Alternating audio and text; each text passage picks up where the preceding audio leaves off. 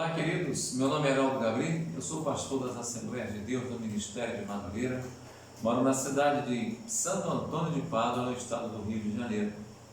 Graças a Deus é mais um vídeo que o Senhor nos concede. Esse é o nosso canal Aos Confins da Terra. Antes de começar esse vídeo de hoje, eu quero pedir a você que ainda não é inscrito em nosso canal, que por gentileza faça a sua inscrição, assista o vídeo, gostando, deixe o seu like, o seu joinha, compartilhe com outras pessoas no seu grupo de amizade, de trabalho, moradores de rua, vizinhos de rua, o que você puder fazer, compartilhar esse vídeo para podermos levar a palavra do Senhor aos confins da terra. Acione também o sininho. Nós temos vídeos às segundas, quartas e sexta-feira. E você acionando o sininho, você recebe o vídeo automaticamente. Então logo o YouTube libere para que seja visto. Bem, queridos, nós estamos meditando um pouco sobre a palavra de Deus que está em Apocalipse, o livro de Apocalipse, escrito pelo apóstolo João, o último dos apóstolos, e chegamos ao capítulo 5. Nesse capítulo 5, nós vamos falar em 14 versos acerca do livro, o livro selado com 7 selos, que somente o Cordeiro de Deus poderia abri-lo. É interessante, queridos, que no capítulo 4, a adoração é prestada a Deus como Criador de todas as coisas. Evolucionistas não têm vez ali. Aqui o capítulo 5, a adoração é prestada ao próprio Cristo como Redentor. Veja bem, no capítulo 4 é apresentado o trono de Deus, e Deus é adorado como Criador e sustentador de todas as coisas, principalmente como Criador. Já no capítulo 5, as atenções voltam-se para o Cristo Redentor. Se você for ver lá no versos 9 e 10, você vai ver sobre isso. No capítulo 4, apenas os 24 anciãos e os 4 seres viventes adoram a Deus. Mas no capítulo 5, a adoração é universal. Olha o que diz o velho João. Então ouvi que toda criatura que há no céu, sobre a terra, debaixo da terra, sobre o mar e tudo o que neles há, estava dizendo. E aí a palavra de Deus se completa. Apocalipse 5,13. A igreja estará neste culto universal como tema do cântico de adoração e é a redenção efetuada por Jesus Cristo, o Cordeiro de Deus. Apocalipse 5,1, para a gente voltar para poder tentar entender um pouco mais. O livro selado com 7 selos. A Bíblia ela é cercada de simbologia, tá? Sombras, tipos, símbolos da Bíblia. E na simbologia, o selo na Bíblia fala de posse, garantia, proteção, segurança, certeza, autenticação e inviolabilidade. Selo nos arremete a isso. E ele fala sobre 7 selos. 7 selos falam sobre a plenitude da certeza de que o conteúdo daquele livro, daquele pergaminho, terá o seu fiel cumprimento. Esse livro não é outro senão, no caso, esse livro que ele fala aqui, esse livro não é outro senão o livro do juízo das nações, tá? O livro, como o mencionado aqui, na visão de João, não tem a ver com os nossos livros modernos.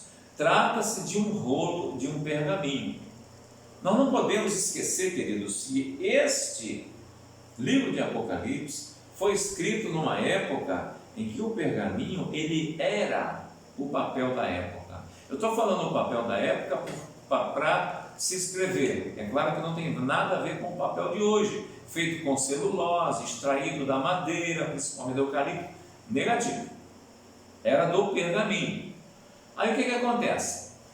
Um livro como o manuscrito aqui na visão de João nada tem a ver com os nossos livros modernos. Trata-se de um rolo de pergaminho.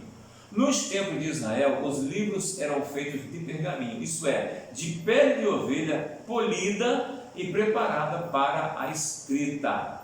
Quando se tratava de documentos como escrituras de propriedades, os selos eram colocados aos poucos, à medida que se enrolava o livro. Os selos eram colocados na extremidade do rolo. Por fim, se aplicava um último selo ao longo da borda final do rolo, selando o livro todo. Quando se abria o primeiro selo, uma parte do rolo podia ser vista e examinada, e assim até a última escrita do pergaminho ou do rolo. O leitor da Bíblia hoje precisa entender, ter uma ideia disso na própria Bíblia. Bíblia, lendo um relato das Escrituras de propriedade, comparado por exemplo, o profeta Jeremias, lá em Jeremias 32, 6 a 14.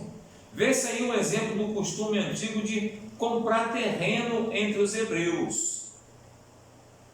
O rolo da Escritura era feito em duas vias, uma aberta e a outra fechada. Então, o pergaminho era assim.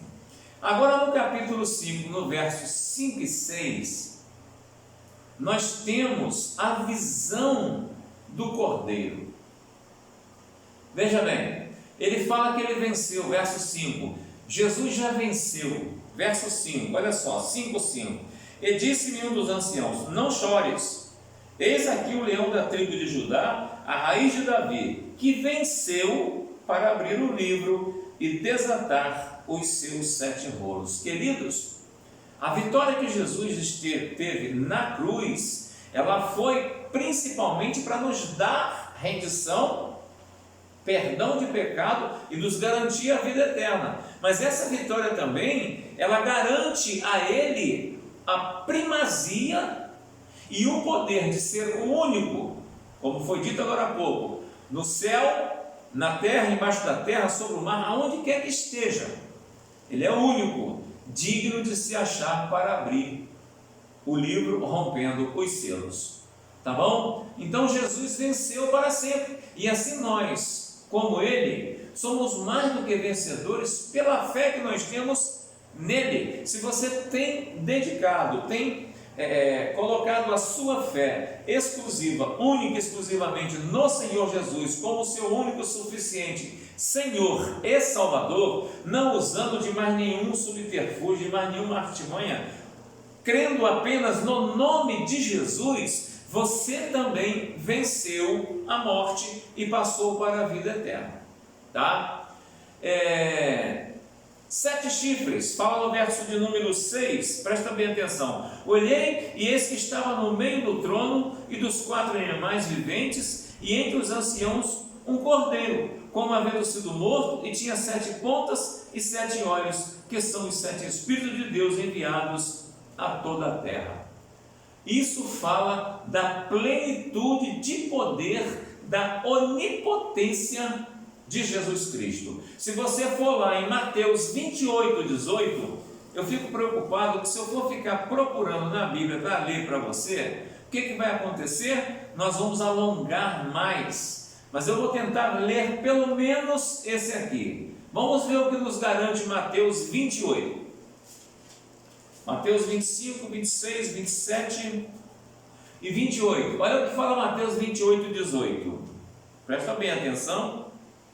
E chegando-se Jesus, falou-lhes dizendo: é-me dado todo o poder no céu e na terra. Queridos, Jesus pronunciou essas palavras em meio ao povo, ainda vivo, encarnado, mas ele já era o Cordeiro de Deus que tira o pecado do mundo, e ele falou essas palavras. Então, isso fala, esse versículo 6, fala da plenitude de poder e da onipotência, ou seja, onipotência, todo o poder de Cristo, tá? No verso 6 ainda fala sobre 7 olhos. Isso tem a ver com a sua onisciência e providência. Ele é onipotente porque pode todas as coisas, é onisciente, e esses 7 olhos fala sobre a sua onipresença, a sua onisciência, de saber todas as coisas, tá bom? Porque não podemos esquecer que a Bíblia, ela é simbólica, é uma simbologia tremenda. Ainda vamos falar sobre simbologia, se Deus quiser. E ainda fala, aqueles 7 olhos são olhos do Senhor, que percorrem toda a terra. Lá em Zacarias 4:10 fala sobre isso, os olhos do Senhor que percorrem toda a terra. Deixa eu ver se eu acho aqui rapidamente. Zacarias 4, verso de número 10. Atrasa muito. Porque quem despreza o dia das coisas pequenas? Pois esse se alegrará, vendo o prumo na mão de Zorobabel. São os 7 olhos do Senhor que discorrem por toda a terra. A Bíblia, ela completa a si mesmo. A Bíblia, ela se completa. Você vê que nós estamos lendo Apocalipse, e Apocalipse nos arremete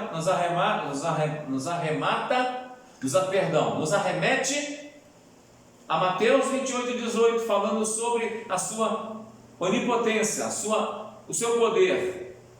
Nos arremete agora a Zacarias 4:10. Tudo isso para nos mostrar o poder sem limite do nosso Jesus Cristo. Aí ele continua falando na visão do Cordeiro, e agora no verso de número... Ainda no número 6, ele fala sobre os 7 Espíritos de Deus. Mais uma vez, se você puder, abra sua Bíblia em Efésios 4:4. Efésios 4:4. Eu lamento, eu preciso percorrer um pouquinho a Bíblia com você. Não tem jeito. Efésios capítulo 4, versículo de número 4.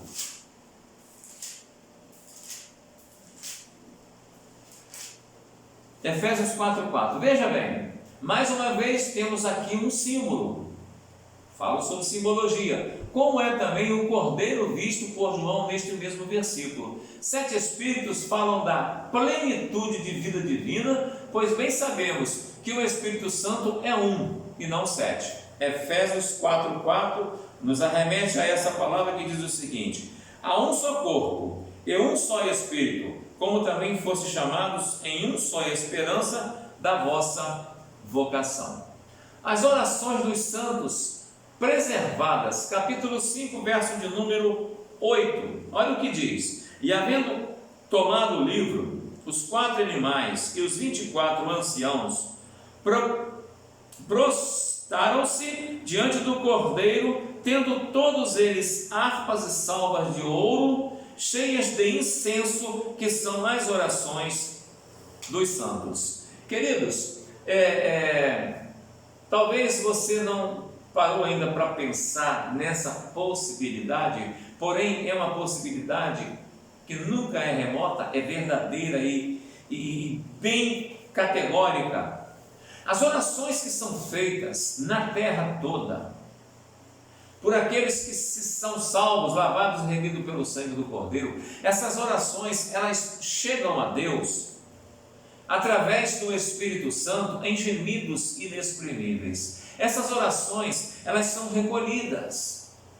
Se nós formos perguntar, falar como que Deus trabalha, como que Deus age, nós não temos como explicar. Só temos que acreditar, porque esse é o fundamento da fé.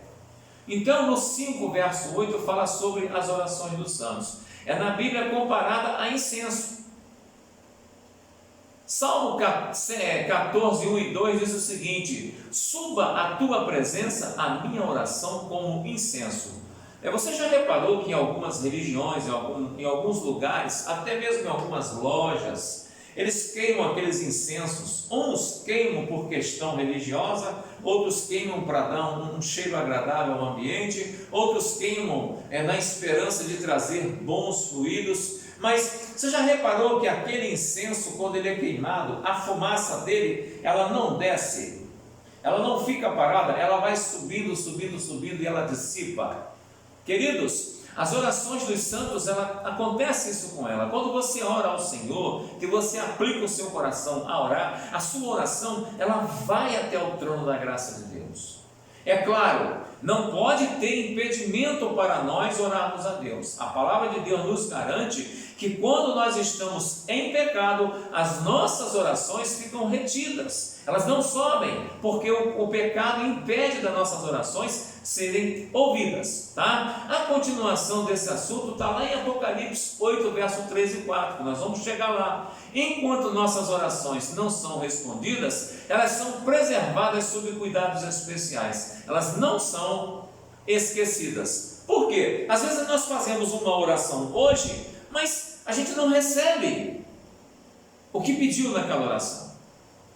Por quê? Porque Deus, melhor do que ninguém, sabe o momento certo de nos dar qualquer coisa que pedimos. Porque às vezes nós pedimos até errado, não sabemos como pedir, não sabemos nem como falar com Deus. É preciso que na oração o nosso espírito esteja em entendimento com o Espírito Santo, para o Espírito Santo pegar essa oração e levar essa oração a Deus em gemidos inexprimíveis. E lá no versos 9 a 14, no capítulo 5, para a gente encerrar o capítulo 5, a gente vê alguma coisa aqui. Verso de número 9.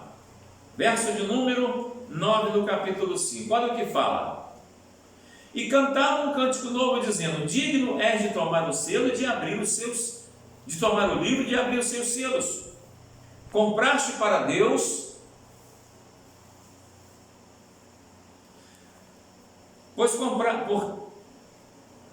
porque foste morto e com seu sangue compraste para Deus homem de toda a tribo, língua, povo e nação. Ou seja, o motivo de Jesus estar abrindo aquele selo é porque Ele tem respaldo para isso. Ele morreu por você e por mim. Ele deu a vida dele para nos redimir do pecado, para nos tirar do pecado.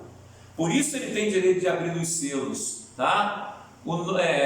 Novo, porque jamais foi cantado, tá? Eles cantavam um cântico novo, porque esse cântico que eles cantavam jamais havia sido cantado, tá? O verso de número 11, o versículo mostra que os seres viventes já mencionados não são anjos comuns. Veja bem, ao que ele fala no verso 7 e 11, mais na frente nós vamos chegar lá. E ouvi uma voz de muitos anjos ao redor do trono, dos seres viventes, dos anciãos. A mesma distinção aparece também aqui, entre aqui e o verso 7 de número 11. Então, esses seres viventes não são santos, não são esses seres viventes não são anjos comuns, tá? Não são. A mesma distinção você vai encontrar quando nós chegarmos em 7 e 11. Lá no versículo 13, que é o penúltimo versículo do capítulo 5, fala o seguinte: toda criatura que há no céu. Verso 13. Há formas de criaturas no céu e também foram deles, e também fora dele, por exemplo, nas profundezas das águas, que desconhecemos, mas que existem e são reais.